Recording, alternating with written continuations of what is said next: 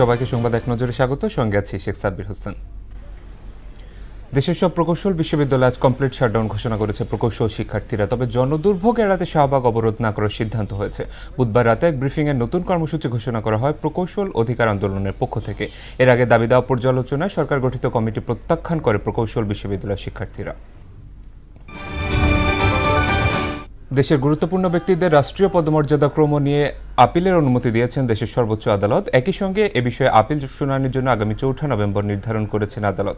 সকালে বিচারপতি মোহাম্মদ আশফাকুল ইসলামের নেতৃত্বে ৬ বিচারপতির আপিল বেঞ্চ এ আদেশ দেন। আইনজীবী সালাউদ্দিন দোলন বলেন, মামলার গুরুত্ব বিবেচনায় আদালত ফের আপিল শুনবেন। ত্রয়োদশ জাতীয় সংসদ নির্বাচনের কর্মপরিকল্পনা ঘোষণা আজ, এ কথা জানিয়েছেন ইসির সিনিয়র সচিব আক্তার আহমেদ। বুধবার বিকেলে সংসদীয় আসন বিষয়ে শুনানি শেষে ব্রিফিংয়ে তিনি একথা বলেন। শুনানিতে ৩৩টি জেলা ৮৪টি আবেদন পর্যালোচনা করা হয়েছে উল্লেখ করে কমিশন এ বিষয়ে শিগগিরই চূড়ান্ত রায় দেবে বলে জানান আক্তার আহমেদ। জুলাই গণঅভ্যুত্থানের প্রথম শহীদ আবু সাঈদ হত্যার ঘটনায় করা মানবতা বিরোধী অপরাধ মামলায় প্রথম সাক্ষীর সাক্ষ্য গ্রহণ আজ। বুধবার আন্তর্জাতিক অপরাধ ট্রাইব্যুনালে প্রসিকিউশনের সূচনা বক্তব্য উপস্থাপনের মধ্য দিয়ে মামলার বিচার শুরু হয়। ছেলেকে গুলির ভিডিও দেখে ট্রাইব্যুনালে অশ্রুসিক্ত হয়ে ওঠেন আবু সাঈদের বাবা।